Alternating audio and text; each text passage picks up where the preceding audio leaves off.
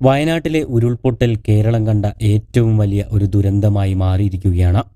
ഉരുൾപൊട്ടലിൽ അകപ്പെട്ട ഉറ്റവരെ തേടി ആശുപത്രിയിലെത്തുന്ന ബന്ധുക്കൾ നോവ് പടർത്തുന്ന കാഴ്ചയായി മാറി.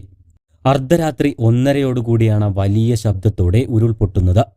പെട്ടെന്ന് ഞെട്ടിയെഴുന്നേറ്റ ആളുകൾ കാണുന്നത് കുത്തിയൊലിച്ചു വരുന്ന കല്ലും മണ്ണും വെള്ളവുമാണ്. പിന്നീട് 2 ഉരുൾപൊട്ടലുകൾ കൂടി നടന്നു. അതോടെ ഒരു ഗ്രാമം തന്നെയാണ് ഇല്ലാതായിരിക്കുന്നത്. ആ വലിയ അപകടത്തിൽ നിന്നും തലനാരിഴയ്ക്ക് രക്ഷപ്പെട്ട വീട്ടമ്മയും കുടുംബവും പറയുന്നത് ഇങ്ങനെയാണ്. ഉരുൾപൊട്ടലിൽ അവർ അഭയം തേടിയത് തൊട്ടപ്പുറത്തുള്ള വീട്ടിലായിരുന്നു.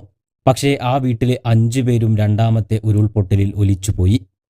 രാത്രി ഏകദേശം 1:15 വലിയ ഒരു ശബ്ദം കേട്ടാണ് ഇവർ എഴുന്നേൽക്കുന്നത്. എഴുന്നേറ്റ് അടുക്കളവാതിൽ തുറന്നു നോക്കിയപ്പോൾ കാണുന്നത് ഭയാനകമായ ആ കാഴ്ചയായിരുന്നു.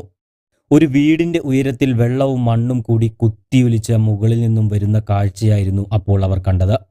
തുടർന്ന് ഇവർ പെട്ടെന്ന് കതകടച്ച് കുട്ടികളെയെല്ലാം ചേർത്ത് പിടിച്ചു. പക്ഷേ ആ സമയം കൊണ്ട് തന്നെ വെള്ളവും മണ്ണുമെല്ലാം ആ വീട്ടിലേക്ക് ഇരച്ചു കയറിയിരുന്നു. മുതിർന്നവരുടെ കയ്യിൽ നിന്നും കുട്ടികൾ വേർപെട്ടു പോകുകയും ചെയ്തു. എന്നാൽ എല്ലാവരും ചേർന്ന് കുട്ടികളെ രക്ഷപ്പെടുത്തി ആ വീട്ടിൽ ശേഷിച്ച ഒരു റൂമിലേക്ക് മാറി.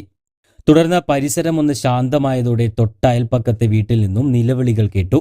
ഇവരോട് അങ്ങോട്ട് വരാനായി എല്ലാവരും കൂടി നിലവിളിക്കുകയായിരുന്നു അപ്പോൾ. തുടർന്ന് എല്ലാവരും കൂടി ആ വീട്ടിലേക്ക് മാറുകയായിരുന്നു.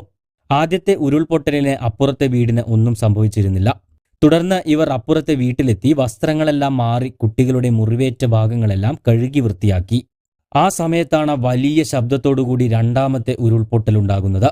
അതോടെ ആ വീട്ടിലെ എല്ലാവരും ഒഴുക്കിൽപ്പെട്ടു പോയി എന്നാണ് ഇവർ പറയുന്നത്. ഇവർ നിന്നിരുന്ന ഭാഗമല്ലാതെ ബാക്കിയെല്ലാം ചെളി വന്ന് മൂടിയിരുന്നു. ആ സമയത്ത് വീടിന്റെ ഒരു മുറിയിലകപ്പെട്ട ഇവർ ആ മുറിയിലെ ബർത്തിൽ കയറി അഭയം പ്രാപിക്കുകയായിരുന്നു. 2 ഭാഗത്തു കൂടിയും വെള്ളം ഒഴുകിപ്പോകുന്നതിനാൽ അവർ നടുവിൽ ഒറ്റപ്പെട്ടു കിടക്കുകയായിരുന്നു. പിന്നീട് ഇവർ ആ വീട്ടിലെ അലമാര തുറന്ന് അതിൽ നിന്നും സാരികൾ എടുത്ത് കൂട്ടിക്കെട്ടി വലിയൊരു വടമുണ്ടാക്കി.